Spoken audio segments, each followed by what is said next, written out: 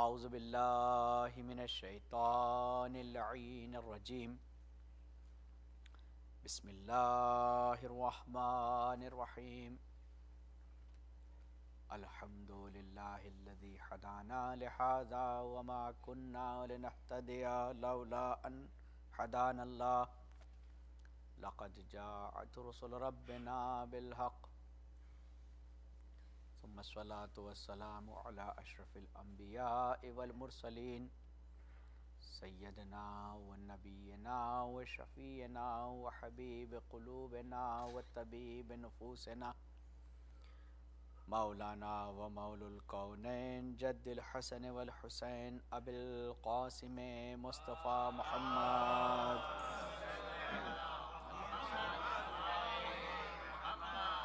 وعلى أهل بيته الطيبين الطاهرين المعصومين المظلومين المنتجبين المنتخبين الغر الميامين ولعنة الله على أعدائهم أجمعين من الآن إلى قيام يوم الدين أما بعد فقد قال الله الحكيم في القرآن الكريم وقوله الحق وهو أصدق القائلين بسم الله الرحمن الرحيم واستعینوا بالصبر والصلاة صلوات پڑھنا اللہم صلی علی محمد وعلی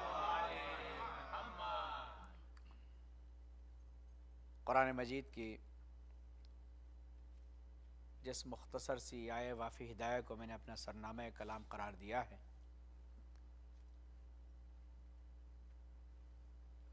انسان کے لیے ایک عبرت، ایک درس، ایک نصیحت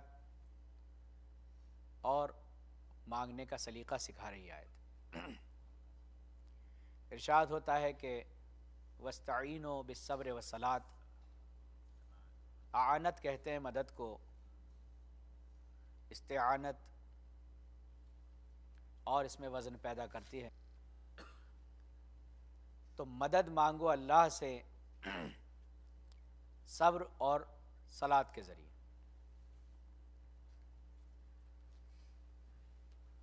اس میں سے اللہ نے اپنی ایک صفت بندے کے حوالے کی ہے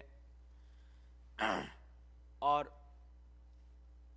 دوسری بھی اللہ کا فعل ہے۔ صلاۃ بے معنی دعا بھی ہے اور صلاۃ بے معنی وسیلہ بھی ہے، اور صلاۃ بے معنی ماڈل، نمونہ، الگو۔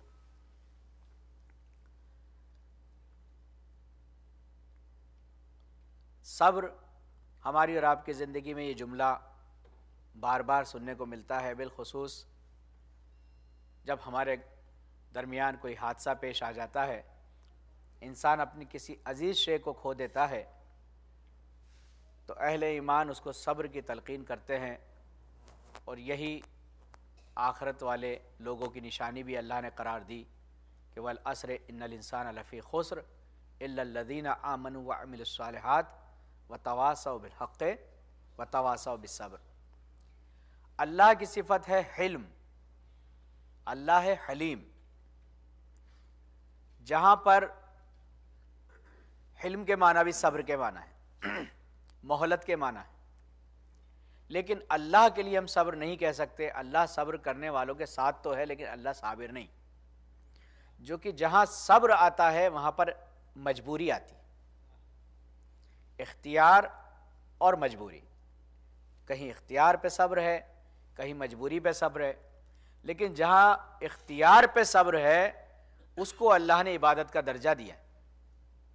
آپ کے پاس مجبور ہیں کہ کھانے کے لیے کچھ نہیں ہے، اگر آپ اس بھوک پہ صبر کر رہے ہیں تو وہ روزہ نہیں کہلا سکتا، لیکن اگر آپ کے پاس امکانات موجود ہیں، کھانے کی چیز موجود ہے، پینے کے لیے پانی موجود ہے، اس کے بعد اگر انسان اس کو نہیں کر رہا ہے تو پھر یہ عبادت بن جائے۔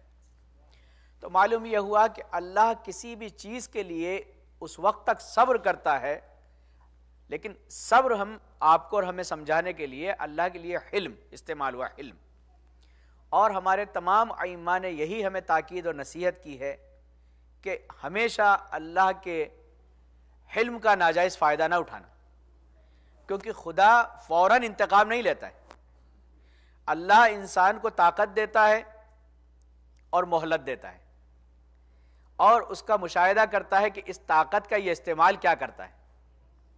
اللہ انسان کو دولت دیتا ہے اور مہلت دیتا ہے کہ دیکھتے ہیں اس دولت سے کیا کرتا ہے. قوت دیتا ہے، توانائی دیتا ہے، انسان کو اسمارٹ بناتا ہے، عقل دیتا ہے، کیونکہ اللہ نے انسان کو ہر چیز کے بارے میں جاننے کے لیے پیدا کیا ہے، اس دنیا سے جاہل جانے کے لیے پیدا نہیں کیا. اور ہمارے ائمہ بھی ہمارے لیے یہی بیان فرماتے ہیں کہ المومن کیس، مومن اسمارٹ ہوتا ہے، انٹیلیجنٹ ہوتا ہے. مولا اسمارٹ کون ہوتا ہے؟ کہا مومن ہوتا ہے. اور مومن کیا ہوتا ہے؟ اسمارٹ ہوتا ہے. تو دور لازم آ جائے گا، یہ وہ ہیں وہ یہ ہیں. کہا کہ آپ کا گھر کہاں ہے؟ کہا مسجد کے سامنے. کہا مسجد کہاں ہے؟ کہا گھر کے سامنے. کہا دونوں کہاں ہیں؟ کہا آمنے سامنے. تو کہا کہ المومن کیس، مومن اسمارٹ ہوتا ہے. الکیس من ادب نفسہ، اور اسمارٹ وہ ہے جو اپنے نفس کو مؤدب بنا لے، اپنے نفس کا تزکیہ کر لے، اپنے نفس کو صاف ستھرا بنا لے اور اپنے کردار کو ایسا بنا لے. اور اسی لیے قرآن نے بھی یہی آگے بڑھ کر کہا، ایک دو بار نہیں 10 قسمیں کھانے کے بعد کہا بسم اللہ الرحمن الرحیم والشمس وضحاها والقمر اذا تلاها والنهار اذا جلاها والليل اذا يغشاها والسماء وما بناها والارض وما طحاها ونفس وما سواها فالهمها فجورها وتقواها قد افلح من زکاها، کہ فلاح اس کو ملی، کامیابی اس کو ملی جس نے اپنا تزکیہ نفس کر لیا، اپنے آپ کو زکی بنا لیا. اور آج جس امام کے لیے ہم بیٹھے ہیں وہ اس کا بھی لقب جو کیا ہے؟ حسن عسکری بھی کہتے ہیں، اور امام کو ایھا الزکی بھی کہتے ہیں. اللہم صلی علی محمد. تو معلوم یہ ہوا کہ خدا نے ہمیں امام بھی زکی دیا ہے، اور ایسا امام دیا ہے کہ یہ صرف ہمیں فارمولہ نہیں دیا ہے کہ کامیاب وہی ہے جو اپنے آپ کو تزکیہ کر لے، بلکہ تزکیہ کرنے والے بھی دیے ہیں کہ کس طرح سے تزکیہ ہوگا، کون ہے جو تمہاری زندگیوں کو پاک و صاف کرے گا. دنیا کے لیے اسمارٹ کچھ اور ہے اور اسلام کی نظر میں اسمارٹ کچھ اور ہے. اسلام کیا کہہ رہا ہے؟ ہمارے ائمہ کیا کہہ رہے ہیں؟ المومن کیس، الکیس من ادب نفسہ. مومن اسمارٹ ہے، اور اسمارٹ وہ ہے جو اپنے نفس کو مؤدب کر لے، یعنی اپنی اصلاح کر لے تاکہ دوسروں کو ضرر نہ پہنچے، نقصان نہ پہنچے، کوئی لاس نہ پہنچے. دنیا کیسی اسمارٹ ہے؟ دنیا کیا کرتی ہے؟ مارکیٹنگ میں آج کل دیکھ ہی رہے ہیں آپ سارے نمونے. میں ایک ایڈ پڑھ رہا تھا جس پہ لکھ رہا تھا 299 پر آئی انشورنس. ایک آنکھ والا کون ہوتا ہے اس دنیا میں؟ کہہ رہے ہیں کہ انشورنس 299 پر آئی، یعنی سیدھا سیدھا نہیں کہہ رہے ہیں کہ ہم $600 آپ سے لیں گے انشورنس کے، کہہ رہے ہیں نہیں، پر آئی ایک آنکھ. اور قرآن کہہ رہا ہے الم نجعل لہ عینین، دو کہہ رہا ہے، دو آنکھیں کہہ رہا ہے کہ الم نجعل لہ عینین ولسانا وشفتین، ہم نے آنکھیں بھی دو دی. ایک تو خرچ زبان ہے، اس کے کام دو ہیں لیکن زبان ایک ہے، اور اس کو بھی کہا ولسانا وشفتین، دو ہونٹوں میں بند کر کے دیا، کھولے نہیں دیا ہے.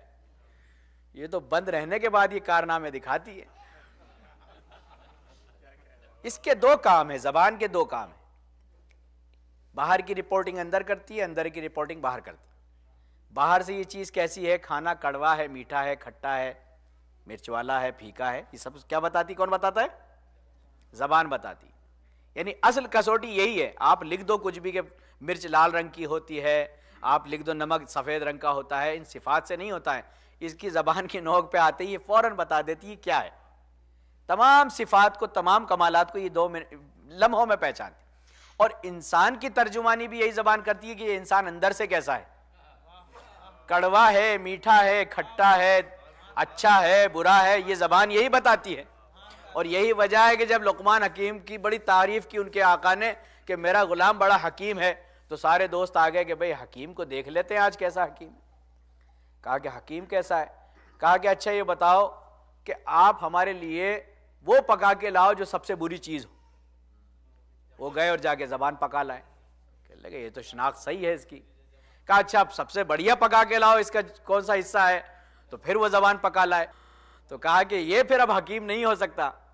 جب ان سے کہا کہ تم نے خالی اس کو مسئلے کو دیکھا، اس کے پریکٹیکل کو دیکھا، اس سے پوچھو اس کا فلسفہ کیا ہے، تب لقمان حکیم نے جو زبان پر گفتگو کرنا شروع کی کہ قابل کو، کہ یہی زبان ہے کہ انسان کو اچھا بھی یہی بنواتی ہے اور برا بھی یہی بنواتی ہے. اگر عقل کے آگے چلے تو قوموں کو ویرانے میں بدل دے، آبادی کو بربادی میں کر دے، انسان کو نقصان میں پہنچا دے، اور یہیں تک نہیں بلکہ وہاں تک ساتھ دیتی ہے. اور جہنم میں بھی جو سب سے زیادہ تعداد ہوگی وہ زبان سے گناہ کرنے والوں کی ہوگی. پریکٹیکل گناہ تو امکان ہی نہیں ہے. انسان کے پاس پیسہ نہیں ہے، فلاں نہیں ہے، مقام نہیں ہے، اگر یہ ہوتا تو وہ کرتا، وہ ہوتا تو یہ کرتا. انسان کے امکانات میں ہی نہیں ہے، لیکن زبان اس کے ساتھ میں ہے. لہٰذا زبان سے بیٹھے بیٹھے یہاں سے لے کے ہزاروں کلومیٹر دور کے لوگوں کو بھی برا بنا دیتی. اور اگر یہ زبان عقل کے پیچھے چلتی ہے تو ویرانے کو آبادے میں بدل دیتی ہے، دشمن کو دوست بنا دیتی ہے، قوموں کو یکجا کر دیتی ہے، بکھرتی ہوئی قوموں کے شیرازوں کو جوڑ کر انسانیت کے ایک پلیٹ فارم پہ لا کے کھڑا کر دیتی ہے. تو لقمان حکیم نے بھی اسی کے لیے کہا. دنیا کہہ رہی ہے، دھوکہ دے کر کہہ رہی ہے.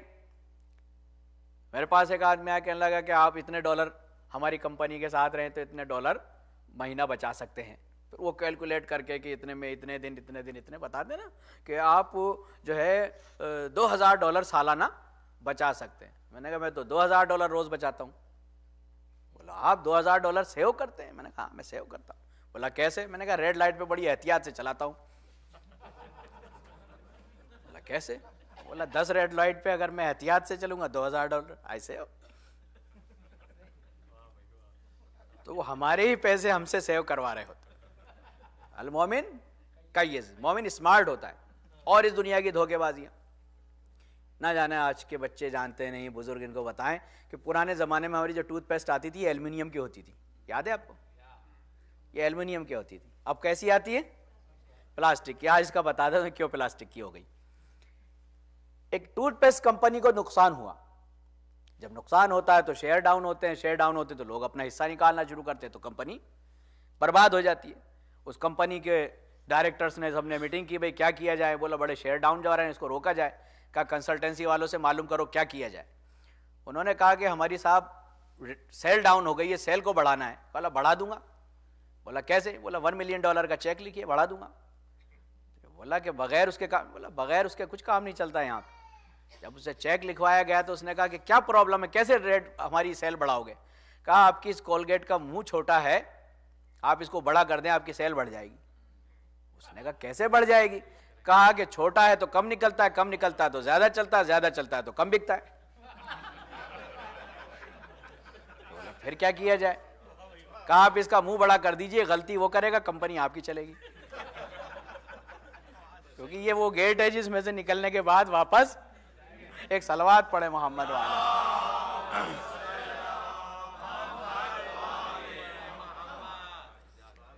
مارکیٹنگ تو کہنے لگے کہ صاحب اس میں صلوات پڑھے محمد والا.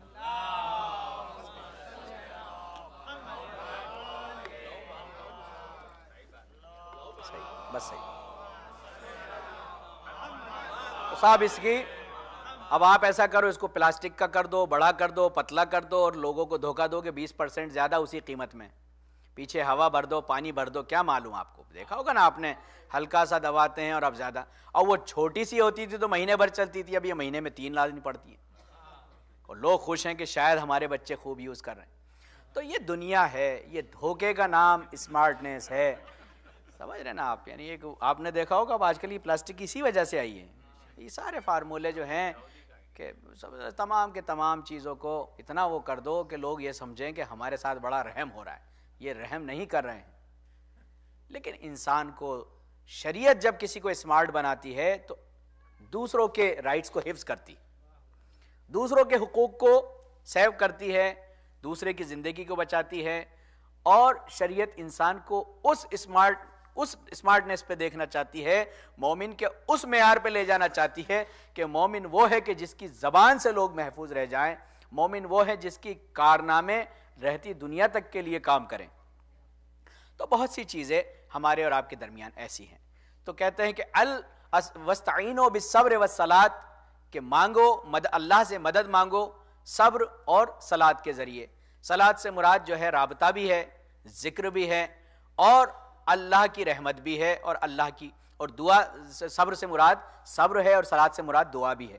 اور تمام کے تمام مفسرین نے اس بات کو متفق علیہ فیصلہ لکھا ہے کہ اگر ان دونوں کو مجسم کر دیا جائے تو صبر سے مراد امام حسین علیہ السلام بن جائیں گے، اور صلات سے مراد امام علی علیہ السلام بن جائیں گے۔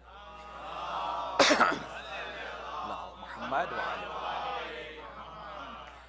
اور یہی وجہ ہے کہ پروردگار عالم اگر ان صفات کو جب مجسم کرتا ہے تو وہ لازوال مجسم ذوات بنتی ہیں کہ جس کی زندگی میں پروردگار عالم کہتا ہے کہ اگر مجھے دیکھنا ہے تو میرے حلم کو سمجھو، اور میرے حلم کو جاننا ہے تو علی کو دیکھو۔ کتنے یہودی تھے جو باب خیبر کے اکھڑنے پر ایمان نہیں لائے تھے، لیکن مولا کائنات کے گلے میں رسی ڈلنے پر ایمان لائے تھے۔ کہا کہ اس وقت جب یہ شجاعت دیکھ رہے تھے تو ہم سمجھ رہے تھے کہ یہ ایک سپاہی ہے جو لڑ رہا ہے، لیکن آج اسی طاقت کے ہوتے ہوئے، اسی کمالات کے ہوتے ہوئے، اسی کرامت کے ہوتے ہوئے اگر یہ گلے میں رسی بندھوا رہا ہے تو یہ حقیقت ہے کہ یہ خدا کی رضا کے لیے کوئی کام، بغیر رضا الہی کے کوئی کام نہیں کرتا۔ اس وقت دین پروری معاملہ تھا، آج جب اس کی خود کی ذات کا معاملہ آیا ہے تو یہی وجہ ہے کہ پروردگار عالم انسان کو اپنی طرف سے سب کچھ دیتا ہے، لیکن جب انسان اللہ پر ظلم کرنا شروع کرتا ہے اور اس کے مقابلے میں جا کر جب وہ بت پرستی کرنا شروع کرتا ہے تو ہمیشہ اس کو توبہ کی تلقین کرتا ہے، عذاب نہیں کرتا ہے، عذاب نہیں کرتا ہے۔ پروردگار عالم کا وعدہ ہے کہ وہ عذاب نہیں کرتا ہے، لیکن آخرت کو اس نے اتنا پختہ بنا دیا ہے۔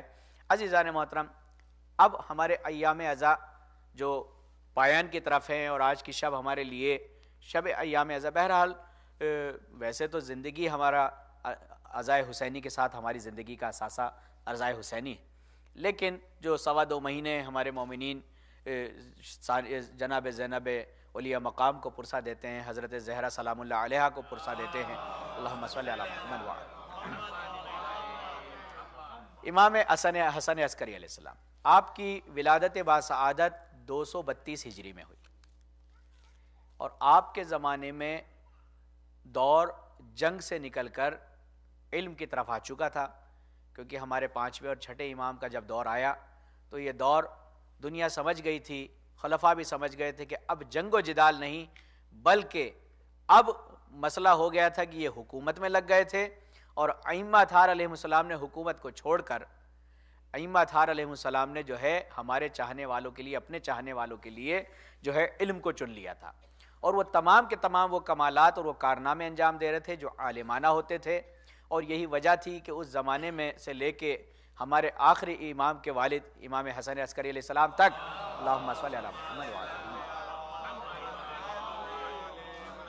علم کا دور رہا، اور یہ ہمارے 11ویں امام کی محنتوں کا نتیجہ ہے جو آج ہم اپنے امام کی غیبت میں بیٹھے ہیں، لیکن ہمارا ایمان وہی ہے جو حاضر امام پر ہونا چاہیے۔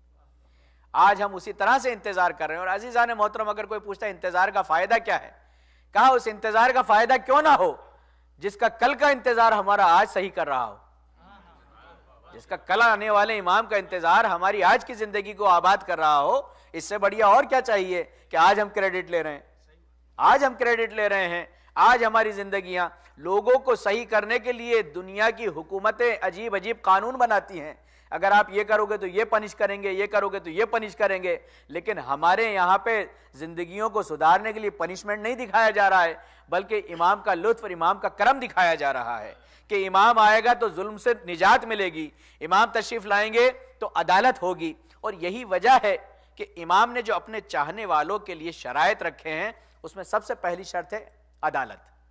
سب سے پہلی شرط کا نام کیا ہے؟ عدالت ہے، انصاف ہے، ہم ایک دوسرے کے ساتھ انصاف کریں، عدالت کریں، حقوق کی رعایت کریں۔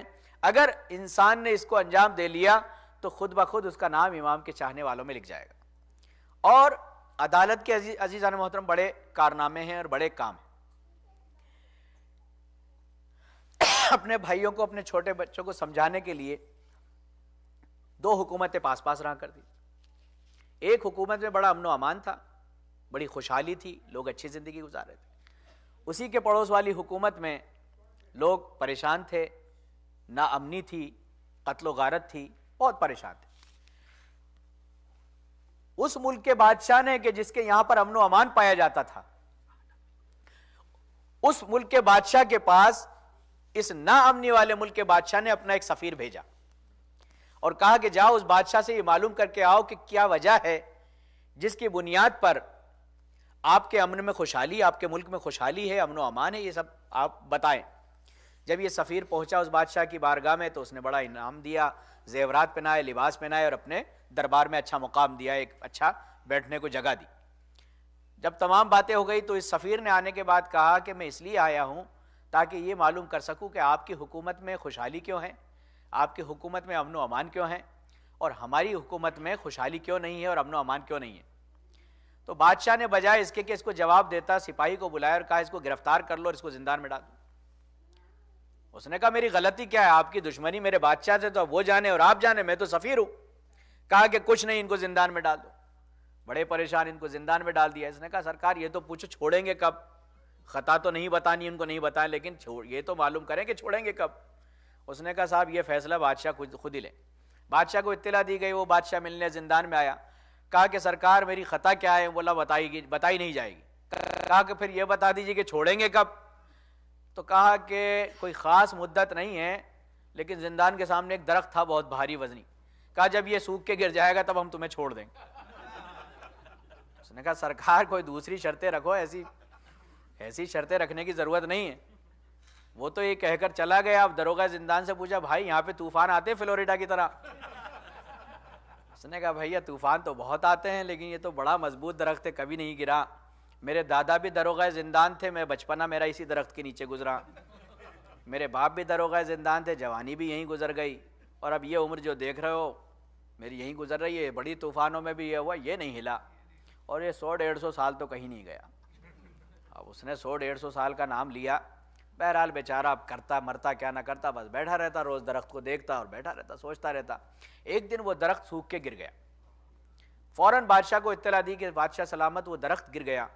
بادشاہ فوراً لباس لے کر، زیورات لے کر، انعام و اکرام لے کر آیا، اور آنے کے بعد کہا کہ سرکار یہ پہنیے۔ کہا سرکار ایک بار پہنا تھا تو یہ حال ہوا تھا، اب مجھے آپ کا نہ انعام چاہیے، نہ آپ کا عہدہ چاہیے، نہ آپ کی مہمان نوازی چاہیے، مجھے میرے بال بچوں کے پاس جانے دیجئے، نہ مجھے اس بادشاہ سے کوئی مطلب، نہ آپ سے کوئی مطلب۔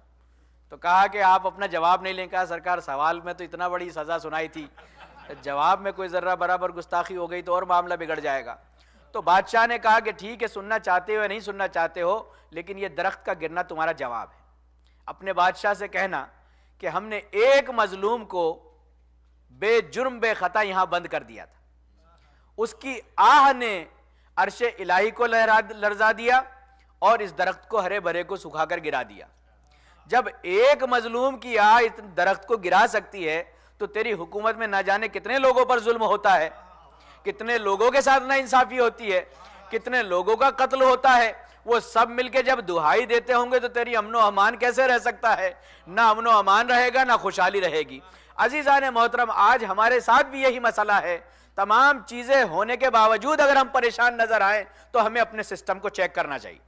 ایسا تو نہیں ہے کہ ہمارے درمیان کسی کی دبی ہوئی آواز ہمیں بددعا دے رہی ہے، ایسا تو نہیں ہے کہ جانے انجانے میں ہم سے کسی کے ساتھ ناانصافی ہو رہی ہے۔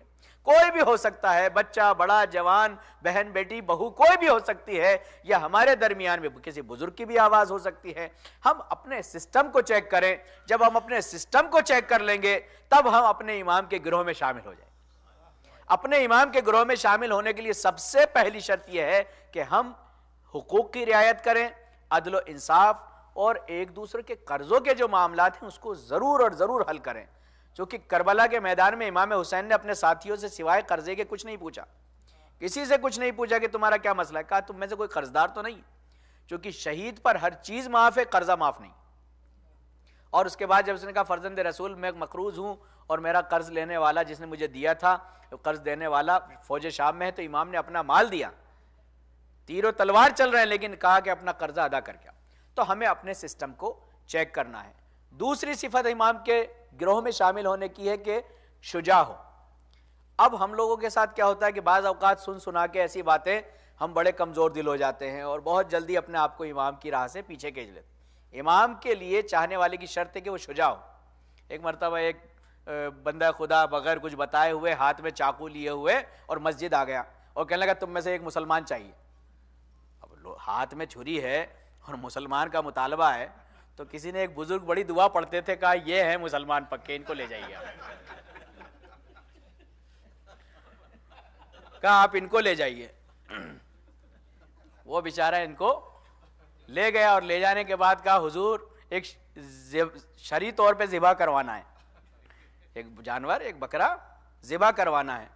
اس بیچارے نے کاٹ دیا, کہا کہ 20 بکرے اور ہیں. کہا میں اتنا بڑا مسلمان نہیں ہوں, آپ پکڑ لائیں کسی اور کو, 4-5 آدمی جن میں جان ہو, آپ مجھے اس طرح سے پکڑ کے لائے کہ میری جان بچی. اور وہ بیچارہ خون کے کپڑے, ہاتھ میں چھری بھی خون میں ہوئی ہوئی, اور مسجد پہنچا. 4-5 مسلمان اور چاہیے. اب سارے مسلمان ایک دوسرے کی طرف دیکھنے لگے کہ سرکار یہ زیادہ آتے ہیں, یہ پہلی صف میں بیٹھتے ہیں, انہیں لے جائیے انہیں لے جائیے. سب نے دیکھتے دیکھتے مولانا کی طرف رخ کر لیا کہ سرکار آپ طے کیجئے 5-6 کون ہوں. تو کہا میری طرف کیا دیکھ رہے ہو, کیا 4-5 رکعت پڑھنے سے مسلمان ہو جاتا ہے؟ صلوات پڑھے محمد و آل محمد.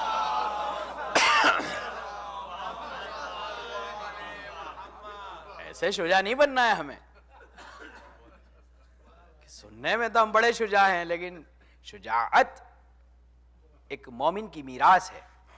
ضروری نہیں ہے کہ وہ تلوار چلانا جانتا ہو, لیکن شجاع اس کا دل مضبوط ہونا چاہیے, اس کے ارادے آہنین ہونے چاہیے, لوہے کی مانند ہونے چاہیے.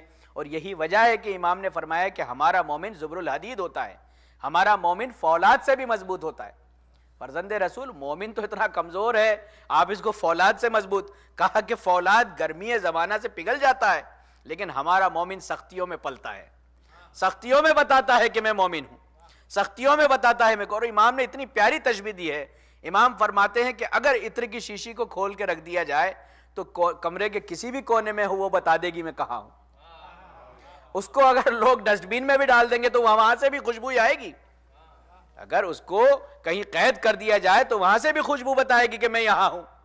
اور اگر اس کو کہتے ہیں کہ توڑ دیا جائے تو فرش پر بکھرنے کے بعد بھی وہ بتائے گی میں خوشبو ہوں. تو کہا ہمارا مومن کیا عطر کی شیشی سے کم ہے؟ یہ جہاں رہے اس کا وجود جو ہے ہماری برکتوں کا اعلان کرتا ہوا رہے, اس کا وجود اپنے بارے میں بتاتا رہے, اور اس کا کردار, اس کی رفتار, اس کی گفتار کو لوگ دیکھ کر کہیں جب مومن ایسا ہے تو امیر المومنین کیسا ہوگا. صلوات پڑھے محمد و آل محمد.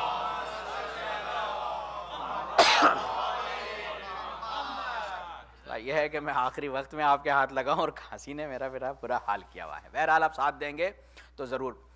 امام آپ کی ولادت باسعادت 232 ہجری میں ہوئی, اور آپ نے اپنے زمانے میں 6 ظالم اور جابر خلیفاؤں کا سامنا کیا.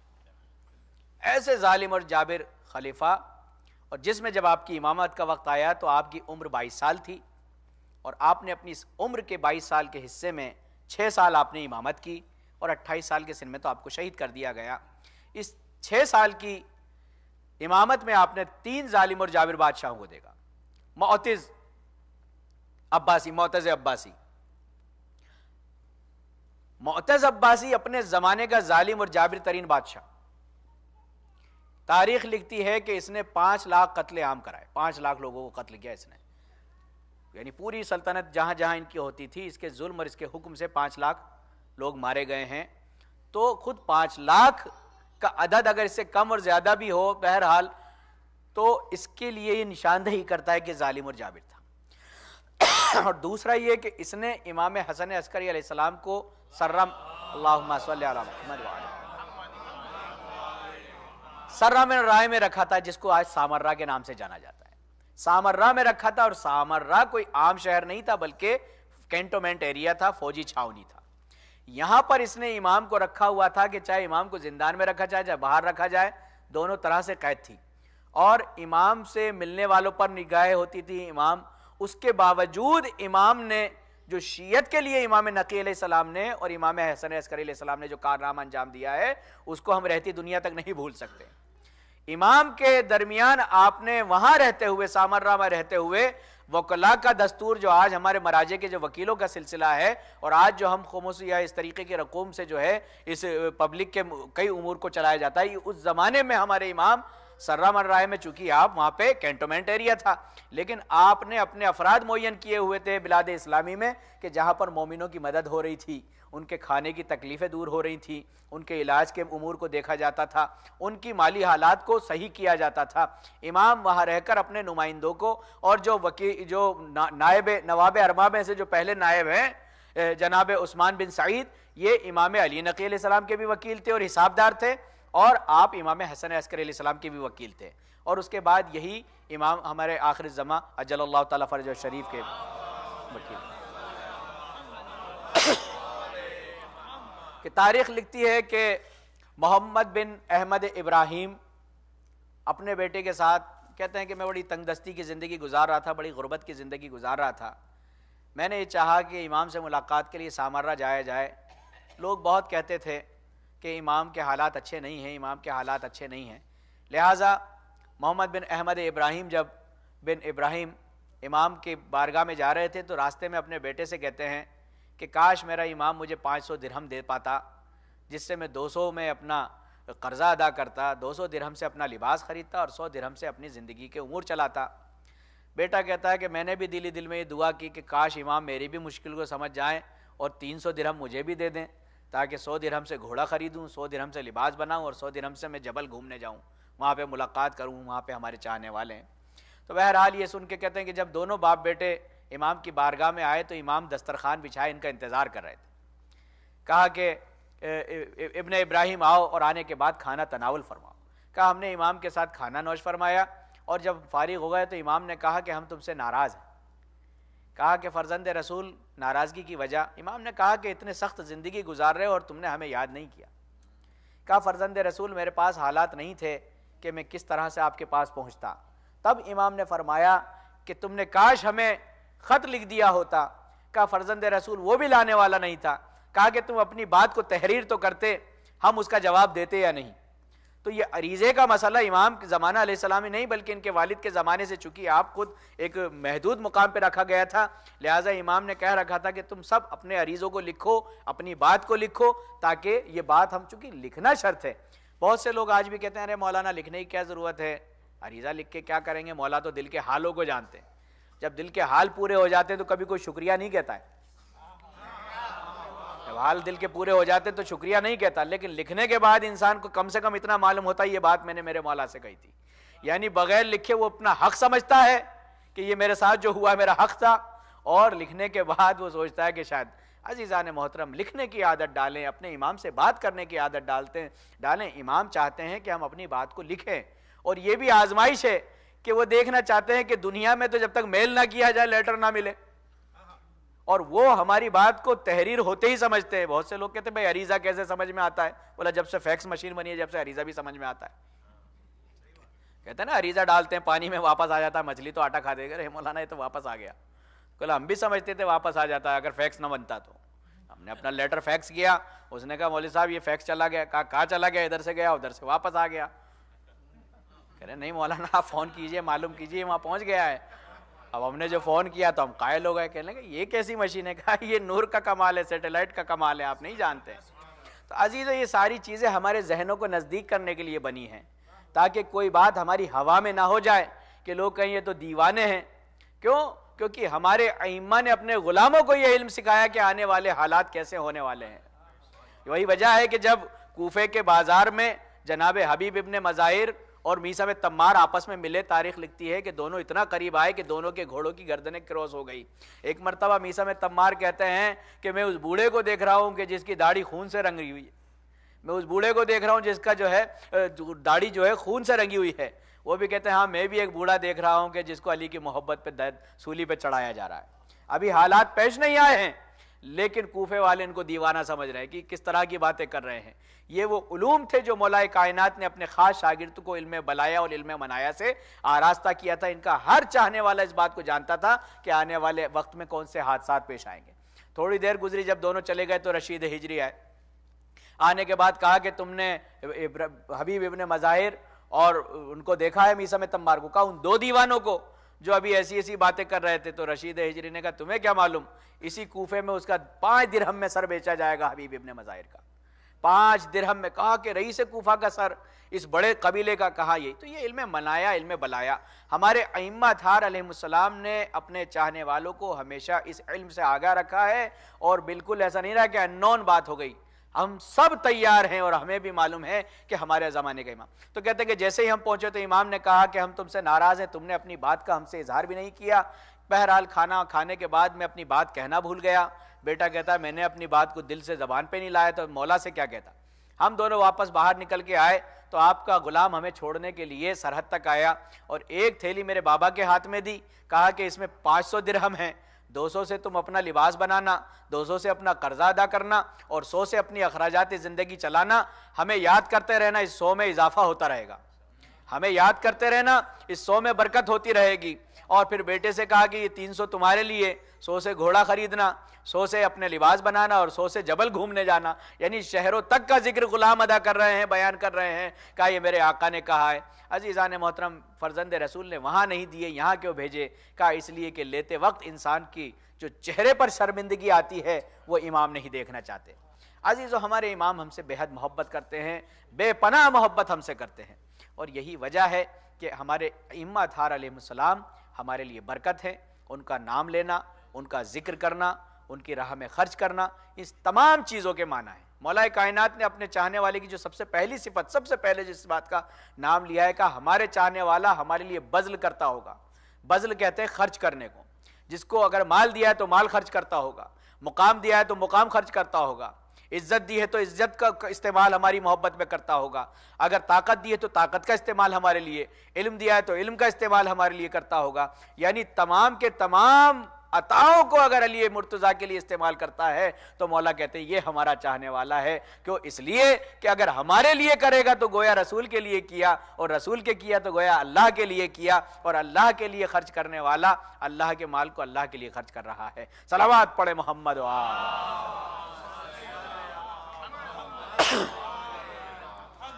بہرحال جب معتز کا زمانہ گیا اور اس ظالم اور جابر بادشاہ کا اس کا زمانہ گیا تو اس کے بعد محتدی آیا۔ محتدی چونکہ اس زمانے میں معتز جو تھا وہ بڑا ظالم اور جابر تھا اور بد کردار تھا، شراب پیتا تھا۔ اس کے بعد جب یہ آیا محتدی تو اس نے اپنے آپ کو ظاہر میں عبادت گزار بنا کے پیش کیا، اور تاریخ نے لکھا کہ وہ ویلا پہلا خلیفہ عباسی تھا کہ جس نے اپنے دربار سے ناچنے گانے والوں کو باہر نکالا، ناچ گانے کے آلات اور ناچنے گانے والی عورتوں کو باہر نکالا۔ تو ہم کہیں گے کہ اس کا مطلب یہ تھا کہ اس سے پہلے کے خلیفہ، یعنی اس کا یہ صحیح ہونا بھی وہ چاہ رہے تھے کہ اس کے فضائل لکھے جائیں، لیکن ان کے فضائل نے ان کے آباء و اجداد کے مصائب بنا دیے، ان کے فضائل نے آباء و اجداد کے مصائب بنا دیے۔ کہا نکالا جب جاتا ہے جب ہوتا ہے، تو معلوم یہ ہوا ان کے درباروں میں یہ تمام چیزیں پائی جاتی تھیں۔ بہرحال اس انسان نے آنے کے بعد قسم کھائی تھی، اپنے آپ کو عبادت گزار کہتا تھا، لیکن قسم کھائی تھی اس بات کی کہ میں علوی خاندان کا ایک بھی انسان اس دنیا پہ زندہ رہنے نہیں دوں گا، یہ اس نے قسم کھائی تھی۔ اور اس کے بعد جب اس قسم کو کھانے کے بعد اس نے قسم کو عام کیا کہ ہر وہ انسان جو علوی سے بدلہ لینا چاہتا ہے وہ میرے لشکر میں شامل ہو جائے، اور اس طرح سے اس نے ایک لشکر کو اور تشکیل دیا۔ امام کے ایک چاہنے والے نے خط لکھا کہ فرزند رسول حالات بڑے خراب ہیں، اور اس نے علوی لوگوں کے قتل پر اس نے قسم کھائی ہے، اور آپ تو ہمارے سردار ہیں، ایسا نہ ہو کہ آپ کو کوئی نقصان پہنچا دے۔ امام نے فرمایا کہ 5 دن سے زیادہ زندہ نہیں رہے گا، 5 دن بعد قتل کر دیا جائے گا۔ لوگ سوچ رہے تھے کہ آخر ایسا ہونا کیا والا ہے کہ خلیفہ وقت اتنے آب و تاب میں، اتنے ظالم اور جابر انداز میں، تمام چیزیں اس کے پاس ہیں، لشکر موجود ہے، لشکر کے بعد بھی لشکر موجود ہے، اور پھر مومنین جو اس زمانے میں جو مسلمان اپنے آپ کو کہتے تھے وہ اس کی عبادت کی وجہ سے فریب کھائے ہوئے تھے، اور جو ظالمین تھے وہ اس کی فوج کی وجہ سے اس کے ساتھ ہوئے تھے۔ یہ تمام کی تمام چیزیں ہونے کے باوجود ترک غلاموں سے کچھ کہا سنی ہوئی، اور ایک ترک غلام نے اس کا سر اڑا دیا۔ تو معلوم یہ ہوا کہ ٹھیک 5 دن گزرنے کے بعد معتدی بھی جو ہے واصل جہنم ہوا۔ اس کے بعد معتمد عباسی آیا، یہ اپنے زمانے کا خبیث ترین انسان، اور اس نے اپنے یہاں پر ان لوگوں کو انعام و اکرام دینا شروع کیا کہ جو شقی القلب ہوتے ہیں، جو سب سے زیادہ سخت دل افراد ہوتے ہیں، ان لوگوں کی فہرست بنانی شروع کی کہ یہ لوگ میرے کو معرفی کریں کہ تم میں سے ظلم کون کر سکتا ہے۔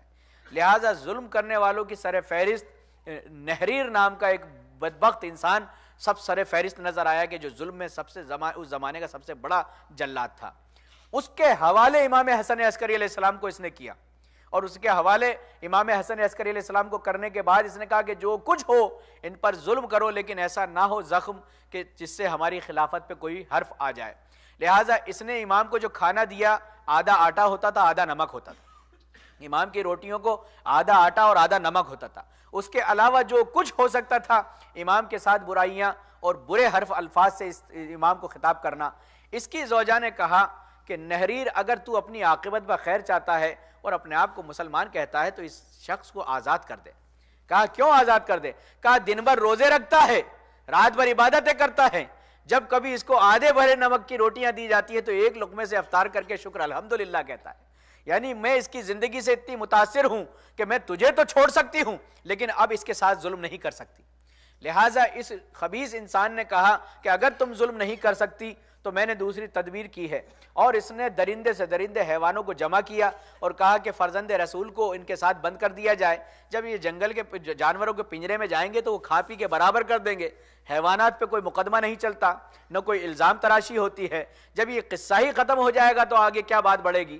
لہٰذا امام کو درندے جانوروں کے درمیان چھوڑا گیا، اور اس کے بعد جب چاہا کہ صبح میں جشن مناؤں گا امام کی مرنے کا، تو لہٰذا جب صبح گیا تو کیا دیکھا کہ امام وہی رات سے لے کے صبح تک عبادت کر رہے تھے، اور وہ حیوانات چاروں طرف جیسے گویا ان کے محافظ بن کے کھڑے ہوں، کوئی آپ کے ہاتھوں کو چومتا ہے، کوئی آپ کے پیروں کو چومتا ہے۔ عزیزان محترم، یہ بتانا چاہتے ہیں کہ یہ دنیا پر حکومت کرنے آئے ہیں، اور جو ان کے حق کو پہچانتا ہے چاہے وہ حیوان ہی کیوں نہ ہو وہ کبھی ان پر ظلم نہیں کرتا۔ اس کے بعد اس خبیث انسان نے امام کو وہاں سے نکالا، اور نکالنے کے بعد ایک کے بعد ایک آپ کے زندانوں کو بدلتا رہا، خبیث سے خبیث انسانوں کے بعد امام کو پہنچاتا رہا۔ لیکن ایک زمانہ وہ آیا کہ جب امام کے اس زندگی کے چراغ کو خاموش کرنے کا اس نے بہانہ بنا لیا، اور بہت دن پہلے سے اس نے تیاریاں شروع کی، کسی کو زہریلے لحاف میں بند کر کے مارتا تھا، کسی کے کمرے میں زہریلے چیزوں کو چھوڑتا تھا، اور مختلف قسم کے زہروں کو آزمانے کے بعد اس کے ہاتھ ایک ایسا زہر لگ گیا کہ اگر ذرہ برابر ایک قطرہ زہر بھی اگر کسی پانی میں ملا دیا جائے تو فوراً اپنے اثر کو دکھاتا تھا۔ اس نے اس زہر آلود پانی میں ان انگوروں کو ڈبوئے رکھا، اور اس کے بعد امام کو اس انگور نوش فرمانے کے لیے امام سے کہا۔ امام نے کہا یہ جبر ہے یا اختیار ہے؟ اگر اختیار ہے تو میں اس کو نہیں کھاؤں گا۔ کہا کہ نہیں، ہم جبر کرتے ہیں اور ہم چاہتے ہیں کہ آپ اس کو ضرور کھائیں، ورنہ آپ کے لیے اور آپ کے شیعوں کے لیے اچھا نہ ہوگا۔ عزیزان محترم، امام نے اس انگور کو نوش فرمایا۔ ایک مرتبہ امام کے لب مبارک سے اس انگور کا گزرنا تھا۔ تاریخ لکھتی ہے کہ جو لب سے امام کا جسم مبارک سبز ہونے لگا، ایسا زہر کبھی نہیں دیکھا، اور پورا بدن مبارک آپ کا سبز ہو گیا۔ امام حسن عسکری علیہ السلام کو آپ کے چاہنے والوں میں واپس لوٹایا گیا۔ میرا امام، میرا وہ امام کہ جس نے زمانے کے ساتھ سوائے نیکیوں اور اچھائیوں کے کچھ نہ کیا تھا، امام کو زہر دغا سے آج شہید کیا جا رہا ہے۔ امام کے جسم سبز کو دیکھ کر تمام چاہنے والے گریہ کر رہے ہیں، اے فرزند رسول آپ کے ساتھ انہوں نے کیا کیا؟ اے فرزند رسول یہ کون سا زہر دغا مہلک آپ کو دیا گیا ہے؟ ہاں عزیزو، میرے مولا کو ضرور امام حسن مجتبیٰ کا زمانہ یاد آیا ہوگا۔ میرا سلام ہو میرے جد امجد حسن مجتبیٰ، اے مولا نام میں ہی آپ ایک سے نہیں ہیں بلکہ آپ کی شہادت کا انداز بھی یکساں ہے۔ ہاں عزیزو، حسن مجتبیٰ کی اس مظلومیت کو امام نے درک کیا اور لوگوں کے درمیان اپنے جد امجد کا نوحہ پڑھنا شروع کیا۔ وہ میرا مولا جو زہر دغا سے شہید کیا گیا اور تشت میں قے کرنے لگا، زینب اولیاء مقام نے اپنے بھائی کے کلیجے کے ٹکڑوں کو دیکھا۔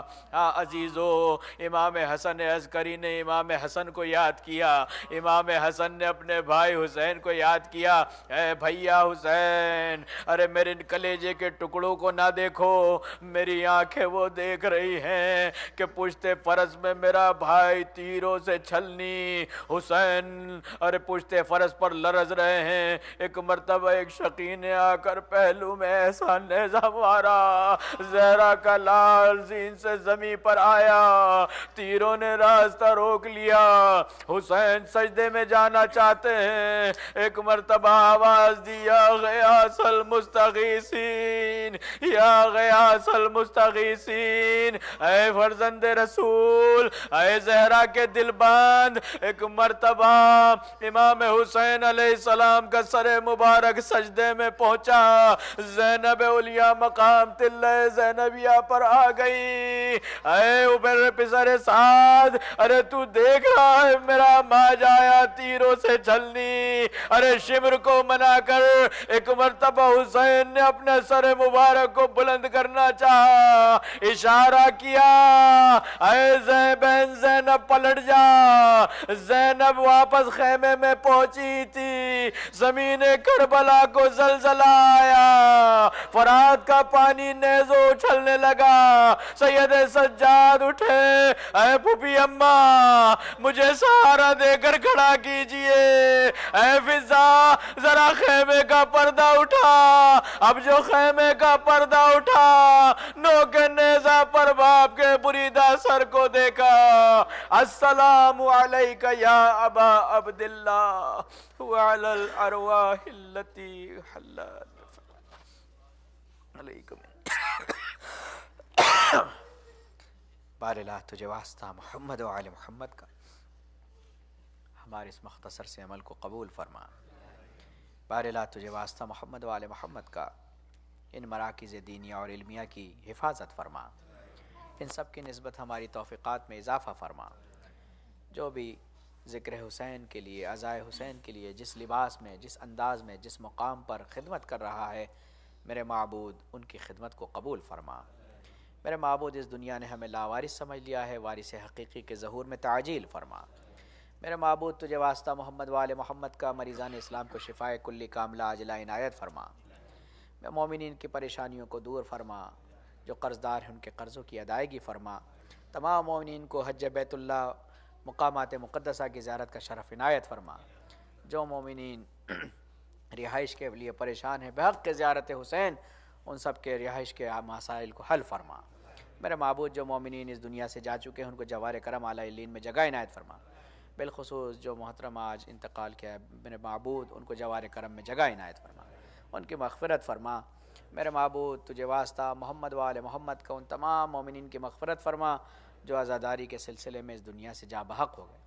میرے معبود تجھے واسطہ محمد و آل محمد کا علماء اعلام، مراجع کرام، رہبر انقلاب کو عمر بابرکت عنایت فرما۔ میرے معبود یوسف زہرا کے ظہور میں تعجیل فرما، ہم سب کو ان کے اعوان و انصار میں شمار فرما، جنت البقیع کے مزدوروں میں ہمارا شمار فرما۔ میرے معبود تجھے واسطہ محمد و آل محمد کا ہم سب کی آخرت و عاقبت بخیر فرما۔ میرے معبود ہم سب کو توبہ کی توفیق عنایت فرما۔ میرے معبود جب اس دنیا سے جائیں تو تعلیمات قرآن اور ہدایت آل محمد سے آراستہ ہوں۔ میرے معبود قبر میں اہل بیت کو ہمارا مونس و مددگار قرار دے۔ میرے معبود تجھے واسطہ محمد و آل محمد کا یوسف زہرا کے ظہور میں تعجیل فرما۔ ماتم حسین۔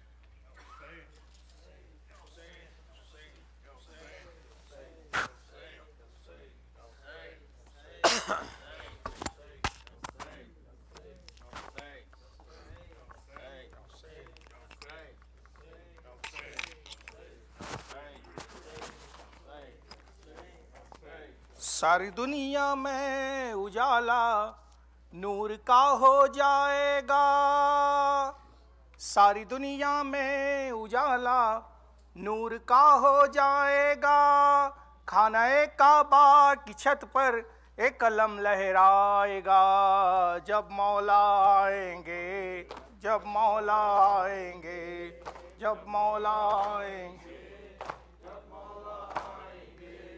دیکھنا ایک روز منظر اس طرح کا آئے گا، منظروں پر ایک منظر مستقل ہو جائے گا، ہاں یہی منظر قیامت کی خبر بن جائے گا، ہاں یہی منظر قیامت کی خبر بن جائے گا، ساری دنیا میں اجالا نور کا ہو جائے گا، ساری دنیا میں اجالا نور کا ہو جائے گا، ساری دنیا میں اجالا نور کا ہو جائے گا، خانہ کعبہ کی چھت پر ایک علم لہرائے گا جب مولا آئیں گے جب مولا آئیں گے جب مولا آئیں گے جب مولا آئیں گے اے عزادارو سنو گے جلد مولا کی صدا آئے میں آل محمد عسکری کا میں لقا آ رہا ہے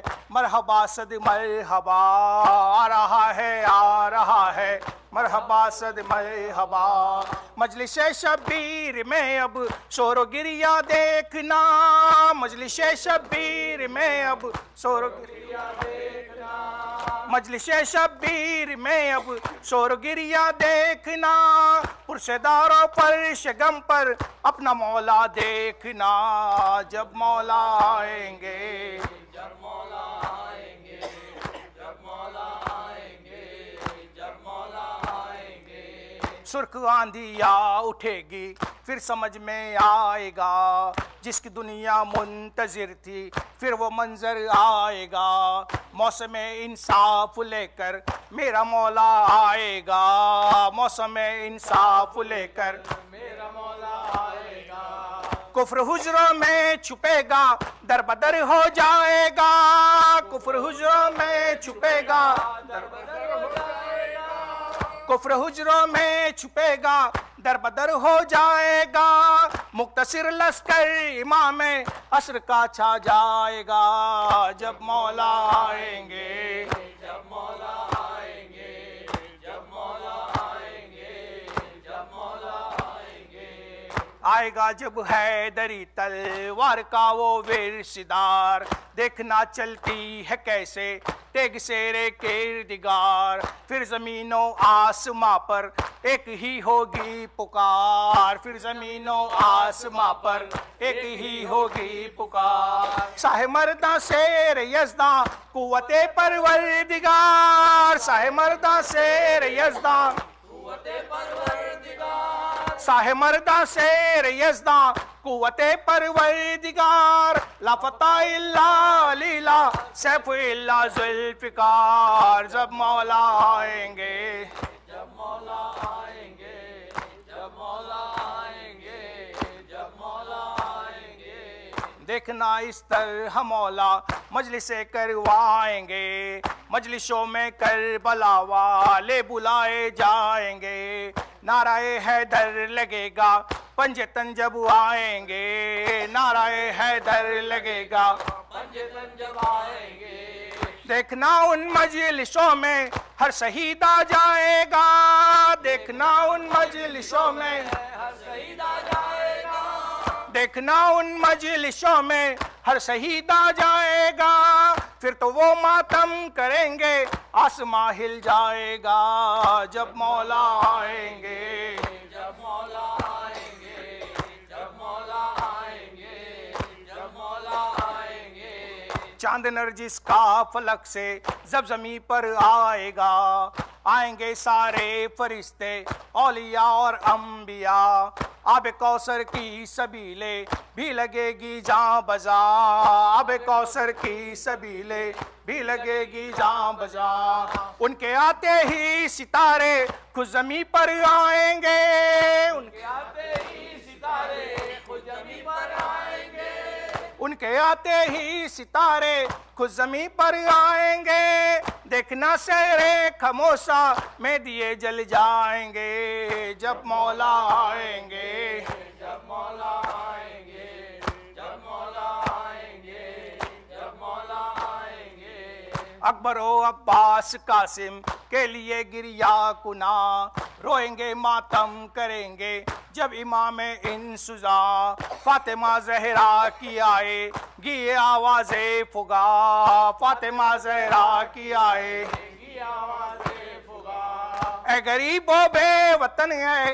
کربلا والے حسین اے غریب و بے وطن ہے کربلا والے حسین اے غریب و بے وطن ہے کربلا والے حسین تیرا نانا کہہ رہا ہے تیری مظلومی پہ بین جب مولا آئیں گے جب مولا آئیں گے جب مولا آئیں گے جب مولا آئیں گے फर्श मजलिस सैयद सज्जाद खुद बिछवाएंगे, मरसिया पढ़ते हुए बाबा का अकबर आएंगे, हजरत अब्बास भी अपने अलम को लाएंगे, हजरत अब्बास भी अपने अलम को लाएंगे, नौहाइक रेहान से मौला मेरे लिखवाएंगे, नौहाइक रेहान से मौला मेरे लिखवाएंगे, नौहाइक रेहान से मौला मेरे लिखवाएंगे, फिर ये नौहा साथ में सरवर के सब पढ़वाएंगे,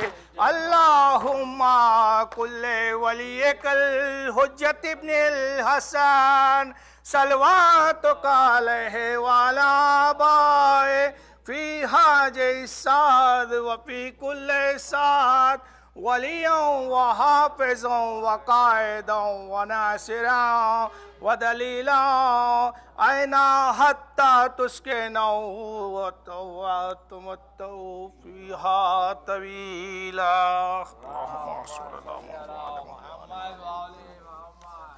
अलविदा अलविदा अलविदा ऐ हुसैन, अलविदा अलविदा अलविदा ऐ हुसैन, अलविदा ऐ हुसैन, ऐ हुसैन अलविदा, ना अलविदा ऐ शाहे मशरिकैन, अलविदा बिनते अहमद के ऐ नूर ऐन, अलविदा है मुजाहिद के लब पर ये बैन, अलविदा अलविदा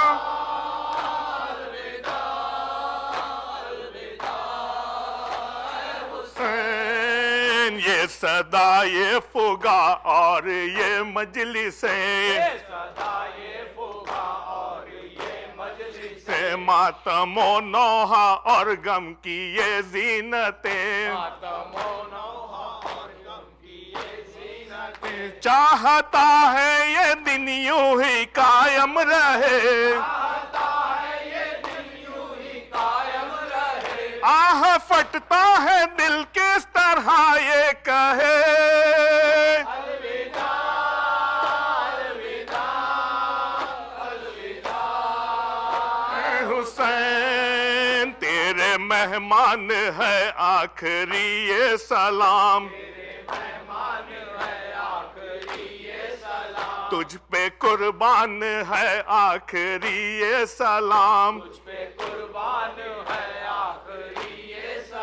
शाहे ज़ीशान है आखिरी ये सलाम, शाहे ज़ीशान है आखिरी ये सलाम, दिल है वीरान है आखिरी ये सलाम, अलविदा अलविदा अलविदा ऐ हुसैन, बख्श दे हो गई हो जो कोई खता, सलाम जा चौपड़ी बंग खता हक के खिदमत अगर ना अदा हो सका, गम यही है न जी भर के मातम किया, तेरी खातिर न क्यों अपना सर दे दिया,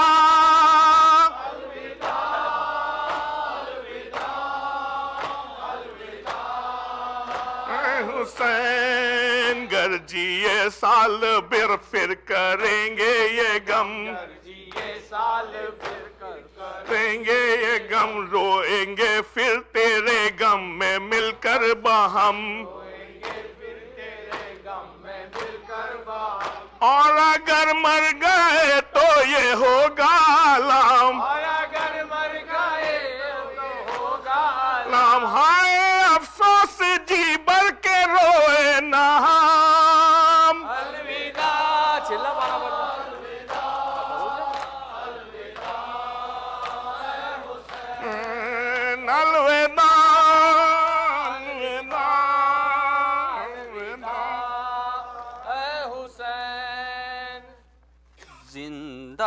کے اندھیرے میں کچھ حرکت میں ہے دیکھے سائے، زندہ کے اندھیرے میں کچھ حرکت میں ہے دیکھے سائے، زندہ کے اندھیرے میں کچھ حرکت میں ہے دیکھے سائے، آثار بتاتے ہیں یہ، آثار بتاتے ہیں یہ، وہ سب ہے بہت گھبرائے، زندہ کے اندھیرے کچھ حرکت میں ہے دیکھے سائے، زندہ کے اندھیرے میں کچھ حرکت میں ہے دیکھے سائے، اس طرح سے کچھ آتی ہے زنجیروں کی آوازیں، اس طرح سے کچھ آتی ہے زنجیروں کی آوازیں، جیسے کوئی جکڑا قیدی، جیسے کوئی جکڑا قیدی بےتابی سے اٹھتا ہے، زندہ کے اندھیرے میں کچھ حرکت ہے دیکھے سائے، زندہ کے اندھیرے میں کچھ حرکت میں ہے دیکھے سائے، کیا ماجرا ہے یہ یا رب، کچھ روشنی تو پیدا کر، کیا ماجرا ہے یہ یا رب، کچھ روشنی تو پیدا کر، کیا گزری اسیروں پر ہے، کیا گزری اسیروں پر ہے، وہ صاف نظر تو آئے، زندہ کے اندھیرے میں کچھ حرکت میں دیکھے سائے، زندہ کے اندھیرے میں کچھ حرکت میں دیکھے سائے، جب سما جلی اشکوں کی تو صاف نظر یہ آیا، جب سما جلی اشکوں کی تو صاف نظر یہ آیا، ہے خاک پہ بیٹھی بانو، ہے خاک پہ بیٹھی بانو، ایک باچی کو لپٹائے، زندہ کے اندھیرے میں کچھ حرکت میں دیکھے سائے، زندہ کے اندھیرے میں کچھ حرکت میں دیکھے سائے، وہ قید ستم سے اٹھا طوفان بکا وہ ماتم، وہ قید ستم سے اٹھا طوفان بکا وہ ماتم، زندان کی تاریکی میں، زندان کی تاریکی میں اشکوں کے دیے جلائے، زندان کے اندھیرے میں کچھ حرکت میں دیکھے سائے، زندہ کے اندھیرے میں کچھ حرکت میں دیکھے سائے، زندہ کے در و دیواریں ہلتی ہے مسلسل غم سے، زندہ کی در و دیواریں ہلتی ہے مسلسل غم سے، جب کرتی ہے زینب نالے، جب کرتی ہے زینب نالے، بس ہائے سکینہ ہائے، زندہ کے اندھیرے میں کچھ حرکت میں دیکھے سائے، زندہ کے اندھیرے میں کچھ حرکت میں دیکھے سائے، نادار پھوپھی ہے بیٹا بتلاؤ کوئی غربت میں، نادار پھوپھی ہے بیٹا بتلاؤ کوئی غربت میں، نہلانے کو تیری میاں، نہلانے کو تیری میاں وہ پانی کہاں سے لائے، زندہ کے اندھیرے میں کچھ حرکت میں دیکھے سائے، زندہ کے اندھیرے میں کچھ حرکت میں دیکھے سائے، اب کس سے کفن منگواؤں سب قتل ہوئے کربل میں، اب کس سے کفن منگواؤں سب قتل ہوئے کربل میں، چادر بھی نہیں ہے سر پر، چادر بھی نہیں ہے سر پر، کس طرح تجھے دفنائے، زندہ کے اندھیرے میں کچھ حرکت میں دیکھے سائے، اے میرے بیمار امام السلام، اے میرے بیمار امام السلام، السلام اے میرے بیمار امام السلام، السلام اے میرے بیمار امام السلام، یعنی